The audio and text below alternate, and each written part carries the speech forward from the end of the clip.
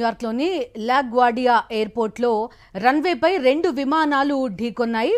రన్వేపై taxing సమయంలో ఈ 2 విమానాలు ఢీకొన్నట్టుగా తెలుస్తోంది. 2 విమానాలు కూడా డెల్టా ఎయిర్లైన్స్కు సంబంధించిన విమానాలు.